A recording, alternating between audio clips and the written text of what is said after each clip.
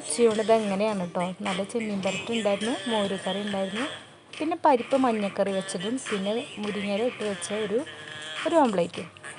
അപ്പം നമ്മൾ ചെമ്മീൻ പരട്ടിൻ്റെ ഒരു റെസിപ്പിയാണ് ഇന്നിവിടെ കാണിക്കണം. കഴുകി വൃത്തിയാക്കി വെച്ച ചെമ്മീനിലേക്ക് കൊത്തിയരിഞ്ഞ സവാള, തക്കാളി, പച്ചമുളക്, ഇഞ്ചി, വെളുത്തുള്ളി, 4 തണ്ട് കറിവേപ്പില ഇവയെല്ലാം കൂടി നമുക്ക് സെറ്റാക്കി വെക്കാം കേട്ടോ. പിന്നെ നമുക്കൊരു അരമുറി തേങ്ങാക്കൊത്തും വേണം കേട്ടോ. മൺചട്ടി എടുക്കുക, അരിഞ്ഞ് വെച്ച നമ്മൾ പച്ചമുളകും ഇഞ്ചിയും വെളുത്തുള്ളി എല്ലാം കൂടി ചട്ടിയിലേക്ക് ഇട്ട് കൊടുക്കുക. നാളികേരക്കൊത്തും കൂടി ഇട്ട് കൊടുക്കുക. ആവശ്യാനുസരണം നമ്മുടെ കറിവേപ്പില അങ്ങോട്ട് ഇട്ട് കൊടുക്കുക കേട്ടോ. അതിലേക്ക് പൊടികളായിട്ട് മഞ്ഞൾപ്പൊടി, മുളക് പൊടിയൊക്കെ നിങ്ങളുടെ ആവശ്യാനുസരണം ഇട്ട് കൊടുക്കാം, എരിവിനനുസരിച്ചിട്ട്. പിരിമുളക് പൊടിയാണിത്, അപ്പോൾ അത്യാവശ്യം എരിവൊക്കെ ഉള്ള മുളക് പൊടിയാണ്. അതിന് ശേഷം ഇതല്പം മാത്രം മല്ലിപ്പൊടി ചേർക്കുന്നുള്ളൂ കേട്ടോ. പിന്നെ ആവശ്യത്തിന് ഉപ്പ് ചേർത്ത് കൊടുക്കുക.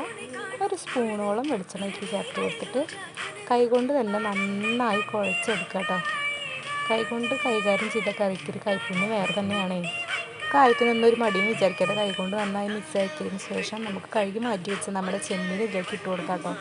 വീണ്ടും അത് നല്ല വണ്ണം മിക്സാക്കി കൊടുക്കാം. നന്നായി ഞെരടണ്ട, ചെമ്മീനൊക്കെ ഉടഞ്ഞു പോകും.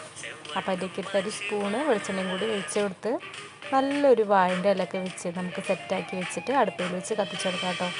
ഒരു 20 മിനിറ്റിന് ശേഷം നമുക്കൊന്ന് ഇളക്കി കൊടുത്താൽ നമ്മുടെ ചെമ്മീൻ പെരട്ടിയുടെ റെഡിയാണ്. അപ്പോൾ നല്ല അസാധ്യമായ സ്മെല്ലാണ് കേട്ടോ. അപ്പോൾ വെളിച്ചെണ്ണൊക്കെ തെളിഞ്ഞ് വന്ന് നമ്മുടെ ചെമ്മീൻ പെരട്ട് റെഡി ആയിട്ടുണ്ട്.